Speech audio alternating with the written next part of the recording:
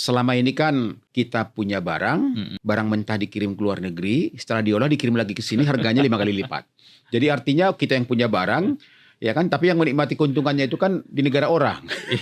Kita ini kan salah satu negara di dunia, kalau sudah masuk ke September Oktober, itu pasti kita menonton demo. Iya. Dan demo itu apalagi? UMP. Bonus Demokrat ini adalah merupakan modal utama kita sebenarnya. Yeah. Menuju Indonesia Emas 2045. Kalau kita bisa memanfaatkan ini, ya di mana nantinya bahwa penduduk kita semua produktif. Tapi kalau tidak, bahaya. Ini akan menjadi beban negara, dan ini akan menjadi isu sosial. Tantangan ekonomi kita saat ini di era Pak Prabowo ini kan bukan hal yang gampang. Ya. Karena kita dihadapkan dengan geopolitik yang tanda kutip sampai saat ini juga tidak kondusif. Bahkan kecenderungannya semakin memanas. Ya kan, kita juga kan was-was juga. Jangan sampai nanti Amerika ternyata menyerang.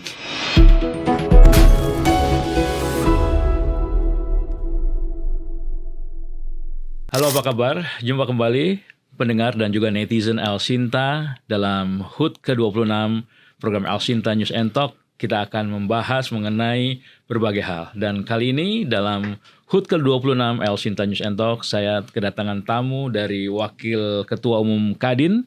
Dan kita akan bicara mengenai apa itu tenaga kerja, lantas juga investasi, baik dalam maupun luar negeri, dan juga keadaan ekonomi kita. Ya, mudah-mudahan fine, mudah-mudahan lancar dan kita optimis ya untuk bisa menggapai hari esok jauh lebih baik. Nah, kita sapa langsung dengan Pak Sarman. Apa kabar Pak Sarman? Salam sehat dan semangat Mas Aryo. Terima kasih sudah diundang nih dalam rangka ulang tahun ke-26. Pak Sarman, kita pastinya pengennya optimis terus ya ke depan dalam sisi ekonomi, dalam sisi tenaga kerjaan. Saya ingin tahu nih, Kadin sekarang lagi concern apa nih Pak? Ya, tentu sesuai dengan Undang-Undang Nomor 1 tahun 1987 tentang Kadin, tentu Kadin ini kan merupakan mitra strategis pemerintah yang menjembatani kepentingan dunia usaha dengan pemerintah. Tentu sebagai organisasi dunia usaha, kita Kadin akan senantiasa mendukung dan mensupport berbagai program strategis pemerintah di bidang ekonomi. Terlebih kita lihat target daripada Presiden Pak Prabowo saat ini, bagaimana kita di tahun 2029 itu bisa mencapai angka pertumbuhan ekonomi di 8%. 8%. Ya, tentu tidak bisa hanya pemerintah yang bekerja, tapi butuh kolaborasi, terutama sektor swasta. Karena sektor swasta inilah penggerak utama ekonomi kita nasional. Baik itu pengusaha mikro, kecil, menengah, besar, penanaman modal asing, dalam negeri, itu semua itu adalah merupakan penggerak utama ekonomi kita. Nah, sehingga kami dari Kadin akan selalu mendukung berbagai program dan langkah-langkah strategis pemerintah.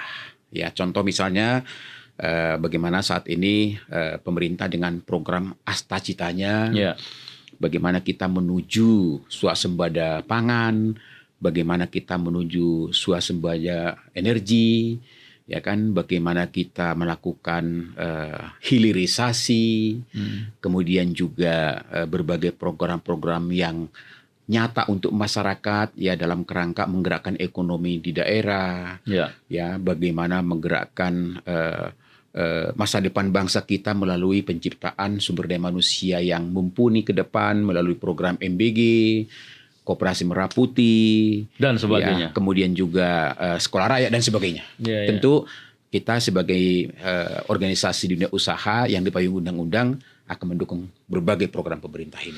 Nah, pertanyaannya kan Pak Sarman ya. Kalau 8% sambil minum kopi kan? Boleh aja. Siang-siang minum kopi enak nih, Mas Aryo. 8% 2029 kan nggak bisa langsung kejadian begitu aja kan? Harus dipersiapkan dari langkah awal dari 2025 kemarin dan juga 2026 saat ini. Yang paling krusial menurut kacamata Kadin apa yang harus dipersiapkan dari sekarang ini Pak? Sementara kan kita lihat ekonomi saat ini di luar sana global ya nggak baik-baik saja gitu kan ya, dan terimbas juga di kita begitu, walaupun kita kemarin masih di 5-12 ya, Ya. lanjut dengan perbaikan-perbaikan yang terjadi, lantas juga berbagai hal yang udah kita lakukan misalnya dengan pembentukan Danantara dan Ya. sebagainya. Tapi apa Pak langkah-langkah yang mungkin yang sangat strategis yang bisa kita lakukan hingga tahun 2029 itu 8%. Gimana kacamata Kadin? Ya, tentu memang ini perlu penguatan dan juga bagaimana agar kita mampu memanfaatkan potensi dalam negeri. Ya. Karena bagaimanapun kita harus melihat realitas saat ini bahwa ekonomi global kan sedang tidak baik-baik saja. Dan saya rasa hampir seluruh dunia punya dampak. Ketika ekonomi global melambat dan penuh ketidakpastian, hampir seluruh dunia ekonominya juga akan berdampak termasuk kita dalam hal ini. Dan ini kan merupakan rentetan daripada COVID, ya kan? COVID kita terkena 3-4 tahun dunia ini kena COVID, ya baru start gitu ya? Baru mulai recovery udah ada lagi geopolitik yang memanas. Ukraine, lanjut lagi Palestina, ya kan? Bahkan di awal tahun kita dihadiahi dengan penculikan presiden Venezuela dan segala macam, ya dengan saat ini juga memanas juga antara Amerika dan Irak.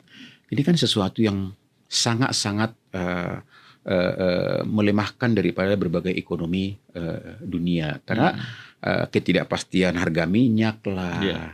Kemudian gangguan logistik lah, kemudian juga belum lagi misalnya masalah ekspor impor akan terganggu. Jadi ini sesuatu memang yang menjadi tantangan seluruh dunia termasuk Indonesia dalam hal ini. Nah tentu kita dari Kadin ya akan mendorong, akan terus mensupport pemerintah bagaimana agar misalnya program hilirisasi ini bisa berjalan.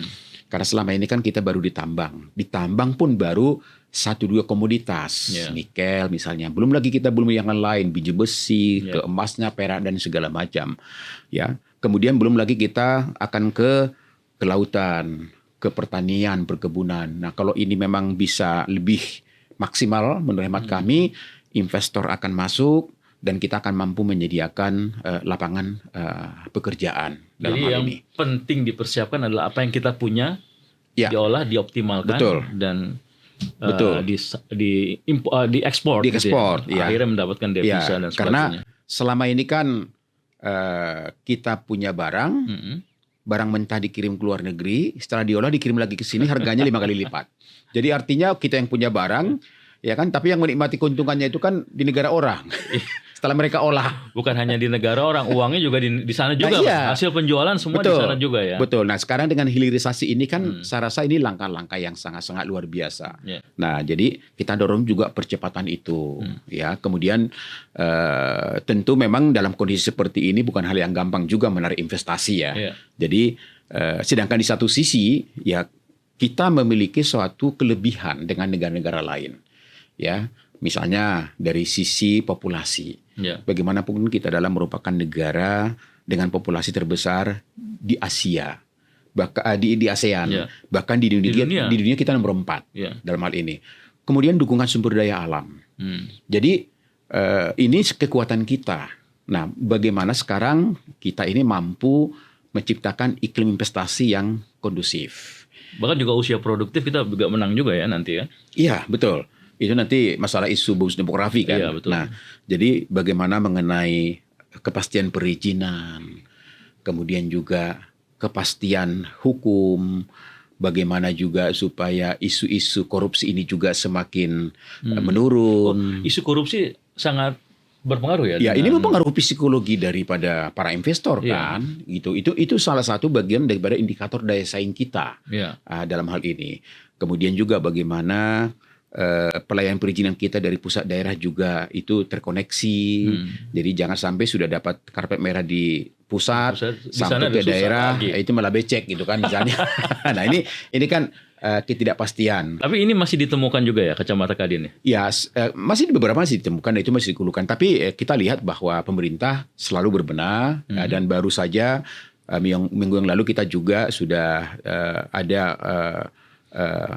peraturan pemerintah yang baru mengenai OSS ini ya. Jadi artinya ini juga sesuatu yang kita lakukan, kita harapkan dilakukan evaluasi terus sehingga kita harapkan bukan hanya investor tapi seluruh pengusaha di Indonesia ketika dia ingin ya katakanlah mengurus izinnya, itu tidak lagi harus katakanlah menunggu lama-lama, melalui digital yang ada itu bisa cepat dan tepat dalam hal ini. Nah, saya waktu itu sempat ngobrol dengan beberapa teman ya di Lemhanas ya Pak. Dan waktu itu sempat ada kunjungan ke luar negeri, studi banding begitu. Kebetulan saya waktu itu dapatnya ke Singapura dan teman saya dapat di Vietnam. Di Vietnam itu investor yang bawa uang hanya duduk manis dalam tanda kutip, lantas diproses semuanya oleh pemerintah, semuanya sudah diatur dan mereka tinggal melakukan usahanya. Sebegitu mudah mereka di sana iklim investasinya itu, Pak. Salah satu saingan kita di ASEAN itu adalah Vietnam. Ya. Vietnam itu memiliki satu daya tarik yang ditawarkan kepada calon-calon investor. Tadi itu. Jadi misalnya kalau investor datang ke sana, karena dia mikir orang yang udah bawa uang ke negaranya itu udah hebat, udah raja. Betul. Dan memang itu yang harus di handle dan diperlakukan dengan baik begitu. Dan di sini sementara tadi Pak Saran bilang di sininya karpet merah, di daerahnya becek begitu ya. Ya. Jadi ini kan harus dibenahi. Ya. Jadi artinya bahwa memang kita jangan sampai kalah dari sisi pelayanan dengan negara sahabat kita itu Vietnam. Ya, kalau tidak salah juga Vietnam ini dengan jumlah atau luas lahan tertentu mereka kasih free kepada calon investor. Iya, kasih free. Kalau nggak salah sekitar 3.000 meter mereka carikan di mana tempatnya, mereka siapkan semuanya infrastrukturnya. Ya ke depan memang kita harus mengarah ke situ ya, ke sana mau nggak mau kan? Ya termasuk misalnya kondusivitas daripada tenaga kerja kita. Ya di sana itu tidak ada demo-demo. Ya kan tidak ada demo-demo nuntut UMP misalnya itu jarang itu di sana gitu kan. Nah di kita juga ini juga sesuatu juga yang harus kita pikirkan karena kan kita ini kan salah satu negara di dunia kalau sudah masuk ke September Oktober itu pasti kita menonton demo. Dan demo itu apalagi UMP. Selalu isunya UMP setiap tahun. Nah, kami dari kebetulan saya Mas Mario juga kan adalah merupakan anggota Dewan Pengupahan ya. Kita juga selalu bertanya, ini sampai kapan sih ini masalah UMP ini akan menjadi polemik setiap tahun. Ini kan harus kita akhiri gitu loh. Karena ini juga menjadi salah satu juga pertimbangan bagi calon-calon investor. Karena kacamata pengusaha gimana sih Pak itu? Ya kita memang harus menemukan satu format yang baru, ya dan mulai tahun ini kan revisi Undang-Undang Nomor 13 ini kan akan segera dilakukan masalah ketenagakerjaan ini. Nah kami sangat berharap sih supaya pemerintah, DPR misalnya dan kita pelaku usaha, serikat buruh, mari kita tumpahkan seluruh pemikiran kita, mari kita cari format pengupahan yang tepat, yang betul-betul bisa diterima oleh pengusaha, menjamin kesejahteraan daripada pekerja setiap tahun, ya sehingga kita harapkan nanti polemik UMP ini bisa dijawab di Undang-Undang Ketenagakerjaan yang baru dan tahun depan kita tidak lagi menonton adanya demo-demo yang selalu menuntut UMP. Tapi kan kalau demo itu kan terjadi karena memang ini Pak permasalahan di upah. Kalau bisnisnya itu step up atau naik kan sebenarnya nggak jadi isu kan. Nah masalahnya saat ini adalah kadang-kadang antara produktivitas dengan kenaikan UMP itu ini selalu tidak sinkron. Kan yang jelaskan bahwa sebuah perusahaan ketika dia ingin meningkatkan kesejahteraan daripada pekerjanya, tentu kan dia harus melihat profitnya naik apa enggak. Iya betul. Ya kan profit itu diukur dari mana? Dari produktivitas. Bahwa misalnya katakanlah misalnya pabrik bahwa jumlah penjualannya meningkat setiap tahun atau mencapai target tertentu, ya kan? Kalau penjualannya juga mungkin naiknya cuma sedikit atau mungkin tidak naik, lantas ada kenaikan gaji, nah ini kan juga akan menguras cash flow-nya pengusaha kan, gitu loh. Jadi makanya kami juga kan dari pengusaha juga selalu menuntut itu. Ayo. Kalau ingin nuntut kesejahteraan lebih baik, ya produktivitas kita juga harus naik. Kita harus buktikan bahwa profit pengusaha itu harus naik. Kan sebagian profit itulah keuntungannya nanti akan diberikan kepada kesejahteraan daripada pekerja. Jadi profit naik didorong dengan produktivitas dari pekerjanya. Betul. Hingga produknya jadi bagus dan di pasar penjualannya bagus. Ya. labanya menaik, ya kan akan disalurkan kepada kesejahteraan pekerja, kan begitu. Ya, mudah-mudahan bisa duduk dengan baik, Pak. Begitu. Jadi semua terpecahkan juga. Betul, ya. Jadi isunya betul. Untuk 8% itu tadi investasi, lantas juga baik dalam maupun luar negeri, kondisi ekonomi global. Terus satu lagi mungkin kita bisa elaborasi mengenai tenaga kerja, Pak. Kalau tadi kan udah di-spill tentang gaji ya. Tapi sekarang bagaimana, Pak, tenaga kerja kita? Karena dengan tenaga kerja ini kan bisa berlari untuk menuju ke 8%. Iya. Jadi makanya begini, bahwa target pemerintah kan 8%. Ya. Kalau 8% berarti kan bagaimana supaya produktivitas daripada sektor usaha swasta ini kan meningkat dalam hal ini. Kemudian juga bagaimana investasi semakin banyak. Investasi yang berkualitas, yang mampu menyediakan lapangan pekerjaan. Nah, karena kita lihat kan angka pengangguran kita kan masih di angka 5%. Kemudian juga setiap tahun kita memproduksi hampir 3 juta orang tenaga kerja baru. Apakah itu lulusan SMK, SMA, diploma, S1, S2. Ya kan? Jadi bisa dibayangkan kalau tidak bisa kita juga menyediakan lapangan pekerjaan yang lebih, ini akan numpuk. Dan dorong terus ya, Pak ya. Dorong terus. Makanya ya bagaimana kalau kami dari Kadin isunya begitu, bagaimana ekonomi produktif dan juga tersedianya lapangan pekerjaan. Karena coba kita lihat kalau ada lowongan pekerjaan, ya yang diterima 10 tapi yang antri itu bisa ribuan. Nah, itu indikator. Iya benar, Pak. Kemarin tuh ya ada teman saya buat lapangan padel, Pak ya. Dia butuh 7 ground staff. Yang lamar berapa, Pak? 700. Iya. Jadi memang sekarang ini banyak sekali tenaga kerja yang belum terserap ya, Pak ya. Iya, jadi indikator memang bahwa lapangan pekerjaan kita ini saat ini loh itu masih sangat-sangat terbatas. Nah, makanya kami juga dari Kadin kan sangat memberikan apresiasi ke pemerintah, di mana pemerintah kan saat ini memiliki program magang nasional dan rencananya tembus sampai 1 juta orang kan gitu. Di Alsinta juga ada nih magang nasional. Nah, juga ada kan. Nah, itu bagus banget. Siapa namanya? Rehan. Ini magang nasional nih, Pak. Ya, jadi artinya dengan magang nasional ini kan minimal kan bahwa sambil ya nanti mereka adik-adik ini mendapatkan pekerjaan yang pasti, misalnya yang sudah nanti tetap di sana, pekerjaan tetap. Ini program magang nasional ini menurut hemat saya kami sangat bagus. Dan kita keren, Pak. Kerennya gini. Anak-anak yang magang itu jadi punya soft skill juga. Betul. Ketika udah selesai di sini, misalnya di Alsinta ya, Pak. Betul. Ya? Di mana-mana juga bisa dengan soft skill yang ini, ya mudah-mudahan bisa diterima untuk menjadi tenaga kerja yang baik. Begitu ya. Jadi artinya ada 2 nih. Pertama, ya dengan mereka juga mendapatkan uang saku yang setara dengan UMP, ya tentu juga ini juga kan akan dibelanjakan. Tentu nanti akan menggerakkan juga yang namanya konsumsi rumah tangga kita. Nah, yang kedua yang tadi itu, dengan mereka bisa 6 bulan ya magang, tentu mereka akan mendapatkan pertama skill. Yang kedua pengalaman. Yang ketiga mereka sudah memahami dunia kerja. Betul.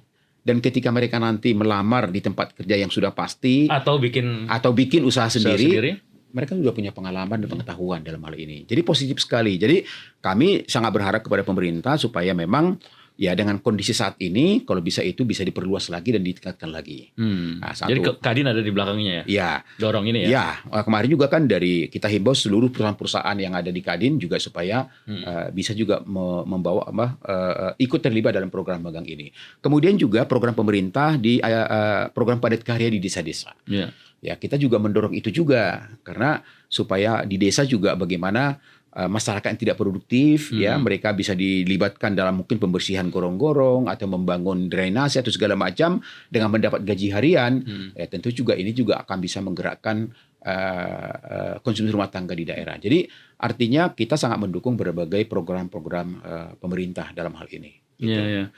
Nah, tapi PR-nya apa aja sih, Pak, tenaga kerja kita nih? Ya. Pertama yang perlu kita benahi adalah produktivitas. Nah, produktivitas ini menjadi sesuatu yang harus selalu kita tekankan kepada tenaga kerja kita. Bagaimana mereka memiliki budaya dan semangat kerja, ya. Kemudian juga perbaikan sumber daya manusia SDM kita, skill mereka harus betul-betul diperbaiki, apalagi dengan era teknologi dan digital saat ini. Adaptif Pak ya. Harus adaptif, harus adaptif. Kalau nggak kita tertinggal, ya karena kalau kita lihat bahwa dengan digitalisasi yang ada saat ini akan banyak lapangan pekerjaan yang hilang. Akan tetapi dengan pengetahuan yang ada, dengan memanfaatkan teknologi, akan mampu juga membawa anak muda kita menjadi pelaku-pelaku usaha baru. Ya, di berbagai bidang jasa dalam hal ini. Saya Mas Aryo pernah ketemu dengan seorang gadis yang selalu nongkrong di salah satu kopi yang terkenal. Ya, nongkrong di situ. Oh, itu kopi juga luar biasa ya Pak ya? Iya. Mendorong tenaga kerja juga tuh. Iya, jadi dia sambil minum kopi, tapi memang tidak lepas dari laptop, gitu kan. Dan saya beberapa kali selalu ada di situ, gitu kan. Terus saya tanya, Mbak, lagi kerja ya? Iya, bikin apa? Karikatur. Karikatur, iya. Terus dikirim, iya, ada permintaan dari luar negeri. Nah, dibayar pakai dolar. Jadi artinya bahwa wajar anak muda kita saat ini ketika dia sudah memiliki satu skill keahlian tertentu di bidang teknologi, ya kadang-kadang mereka siang bisa kerja di mana, kemudian juga bisa kerja mandiri, dan itu bisa mendapat uang dari kreativitas yang dia miliki. Jadi sekarang emang lagi musim tuh ya, kerjanya polyworking atau apa namanya? Polyworking. Jadi memang pekerjaan itu yang dilakukan oleh saat anak-anak di Gen Z atau yang saat ini tuh Pak, memang dua pekerjaan yang mereka lakukan karena mungkin tuntutan ini ya Pak ya, kebutuhan kali ya. Dan satu kebutuhan bahwa mereka pintar membaca peluang dalam hal ini. Karena saya tanya, dia tuh dari salah satu negara tetangga lah, ya. Jadi dia disuruh bikin gambar-gambar karikatur, dikirim ke sana dan itu dia dibayar. Jadi saya rasa, ya enak juga ya. Dan saya yakin itu adaptif Pak ya. Ya, dan saya yakin bahwa pendapatan dia akan lebih besar daripada dia tempat bekerja. Saya yakin itu. Ya kan, karena semakin banyak dia bikin, dia kan semakin banyak dapat uang. Harusnya yang begini-begini Pak ya, yang harus diberikan insight kepada makanya apa saja. SDM kita ini harus juga adaptif. Bahwa digital ini sesuatu yang tidak bisa kita hindari. Teknologi akan berkembang terus, apalagi dengan AI saat ini kan.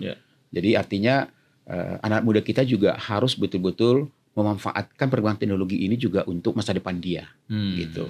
Kadin sendiri ada hal yang lebih spesifik nggak sih Pak, concern terhadap generasi yang sekarang ini, dorongannya apa? Ya tentu kami dari Kadin juga sudah mulai berpikir bagaimana dampak bonus demografi ke depan.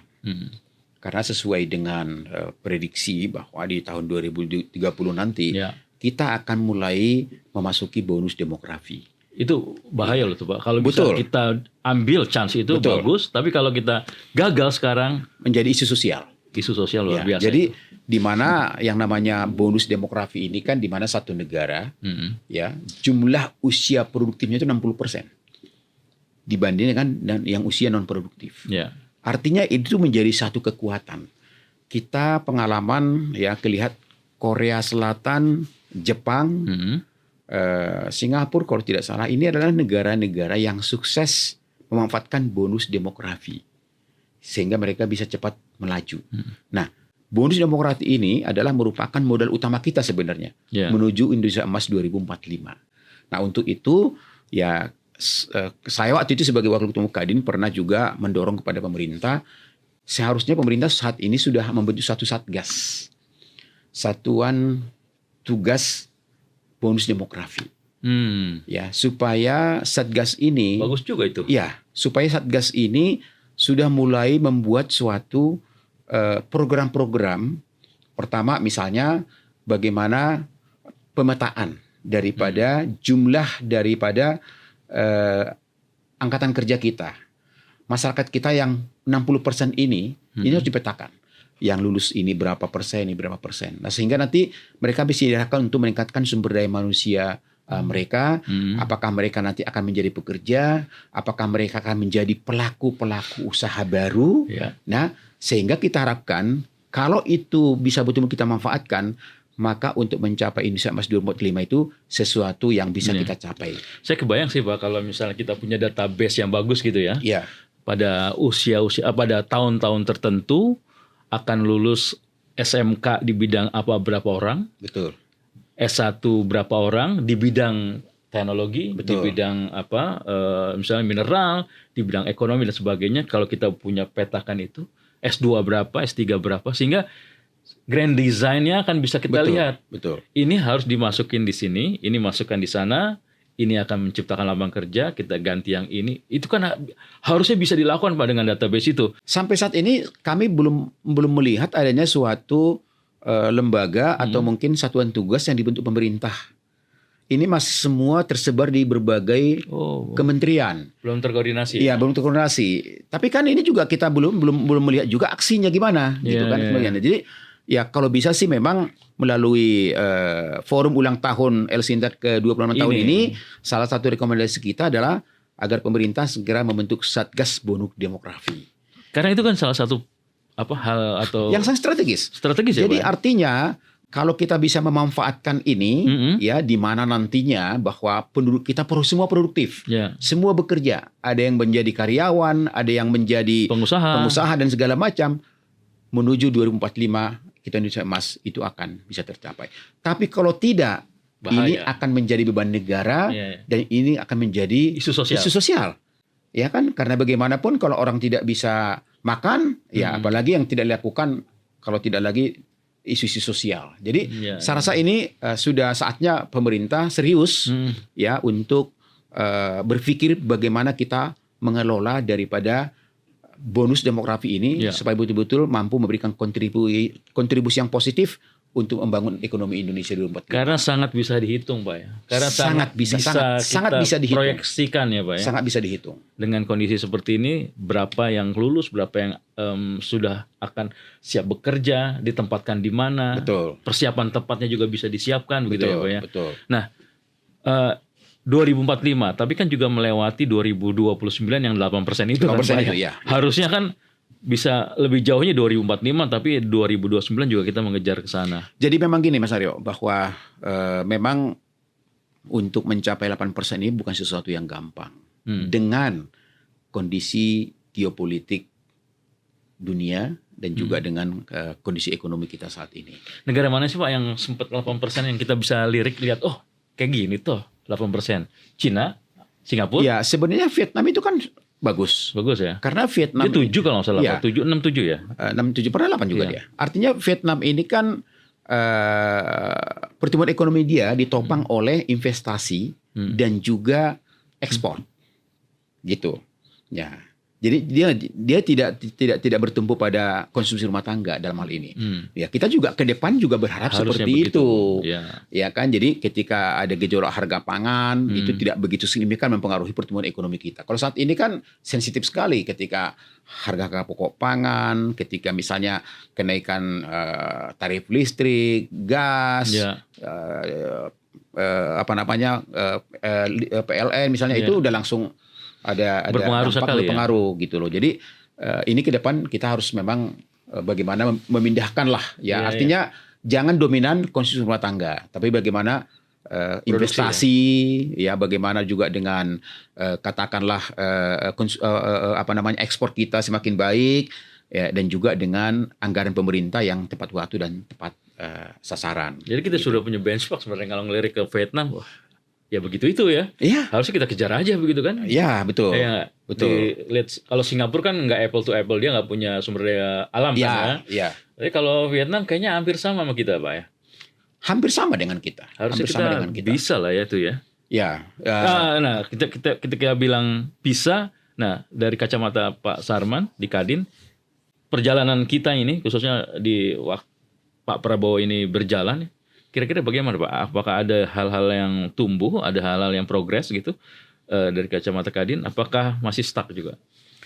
Kalau kita lihat sih memang bahwa yang saya katakan tadi ya, tantangan ekonomi kita saat ini di era Pak Prabowo ini kan bukan hal yang gampang ya. Karena kita dihadapkan dengan geopolitik yang tanda kutip sampai saat ini juga tidak kondusif. Bahkan kecenderungannya semakin memanas. Ya kan, kita juga kan was-was juga. Jangan sampai nanti Amerika ternyata menyerang Enggak lah, misalnya ya. Kita paling depan Ya, nih Pak. ya. Nggak bisa Donald Trump tiba-tiba nyulik begitu kan ya. Nggak mau lah kita. Ya, contohnya seperti itulah Ya, ya. ya. Jadi artinya ini akan mempengaruhi ekonomi global dalam hal ini. Tapi kita lihat bahwa pemerintah juga kan di bawah Pak Prabowo juga kan sudah mengambil langkah-langkah yang strategis dalam hal ini. Ya, bagaimana misalnya dengan program MBG, contohnya ya. Itu juga bisa memberikan multiplier efek yang luar biasa di daerah. Yeah. Karena yang saya katakan tadi bahwa di samping menyediakan lapangan pekerjaan itu juga menggerakkan ekonomi di daerah. Yeah. Ya, karena bagaimanapun setiap dapur MBG itu membutuhkan pasokan setiap hari. Yeah, betul. Ya beras, ya sayur mayur, telur, ya daging, ikan, ya daging sapi, daging ayam dan lain-lain. Bahkan pas puasa pun katanya terus. Ya, akan dikasih terus. Jadi ini kan sesuatu yang menurut hemat kami sangat-sangat punya dampak sangat positif. Kemudian yang kedua juga nantinya adalah misalnya kalau Koperasi Merah Putih ini sudah jadi. Tentu ini akan lebih maksimal lagi menggerakkan ekonomi di daerah. Karena nanti kan Himbara masuk situ Pak. Ya, koperasi ini kan akan mengelola 7 jenis usaha kan. Betul. Ada retailnya, ada apotiknya, ada cold storage-nya, ada penjual pupuknya dan segala macam. Jadi ini juga menggerakkan ekonomi di daerah dalam hal ini. Nah tentu ya kolaborasi, kemudian juga bagaimana pemerintah juga selalu konsisten melakukan evaluasi terhadap berbagai kebijakan yang pro bisnis dan pro dunia usaha. Ya itu menjadi harapan dari kami dari Kadin. Dalam Swasembada beras juga oke nih Pak ya. Ya tentu kita harapkan menjelang Lebaran tahun ini nih, ya kita 2 minggu lagi kita sudah masuki bulan puasa. Ya kami dari Kadin juga menghimbau kepada pemerintah betul-betul cek bagaimana stok kita. Ya pastikan demand dan supply itu seimbang. Ya cek beras, daging, ya daging sapi, daging ayam, telur, gula, tepung, sayur mayur. Karena secara mulai tahun ini bukan hanya konsumsi masyarakat yang akan naik menjelang Lebaran, tapi sudah ada MBG. MBG ini yang sudah real setiap hari itu membutuhkan pasokan. Nah sehingga apa? Sehingga kejar-kejaran nanti ya. Nah kejar-kejaran nanti. Nah jadi artinya bahwa pemerintah sebenarnya sudah harus punya data. Kebutuhan daging itu berapa? Kebutuhan untuk MBG itu berapa? Berarti kan harus ada 2-3 kali lipat stoknya itu. Nah, jadi harus diperhatikan betul. Ya, cabai misalnya, bawang misalnya, bawang merah, bawang putih. Nah, cek logistiknya dan itu datanya nggak boleh di atas kertas. Harus di lapangan. Harus ada real di lapangan. Karena nanti apa psikologi pasar itu? Karena isu sedikit aja bahwa bawang akan langka. Bisa digoreng itu ya. Iya, daging akan langka itu juga nanti akan mempengaruhi pasar itu dan bisa akan naik. Jadi ya ini masih ada waktu untuk pemerintah ya kita harapkan Kementerian Pertanian, Perdagangan betul-betul Bulog harus buka data yang real, jangan di atas kertas, pastikan bahwa daging kita punya, telur kita punya, daging ayam kita punya, tepung gula kita punya, sekian ribu ton kebutuhan siap mensuplai sehingga pasar merespon positif tidak terjadi harga gejolak pangan. Artinya maksud saya ada indikator swasembada beras yang di-announce oleh Pak Mentan kan menjadi indikator juga ya bahwa pemerintah juga melakukan sesuatu yang lebih baik dan lebih baik lagi begitu Pak ya. Ya harapan kita sih memang dengan swasembada pangan ya harapan kita harus dibarengi juga dengan harga pangan, harga beras juga yang sesuai dengan keterjangkauan masyarakat gitu. Oke. Thank you. Terima kasih Pak Sarman, nggak kerasa kita waktu nggak terasa ya? setengah jam lebih udah. Sekali lagi thank you. Terima kasih. Terima kasih Mas Aryo. Pak Sarman. Demikian pendengar dan juga netizen, bincang-bincang kita di HUT ke-26 program El Sinta News and Talk bersama Wakil Ketua Umum Kadin, Pak Sarman. Dan kita akan ketemu di narasumber yang lain tentunya mengisi dalam HUT ke-26 El Sinta News and Talk. Saya Haryo Ristamaji, terima kasih dan sampai jumpa.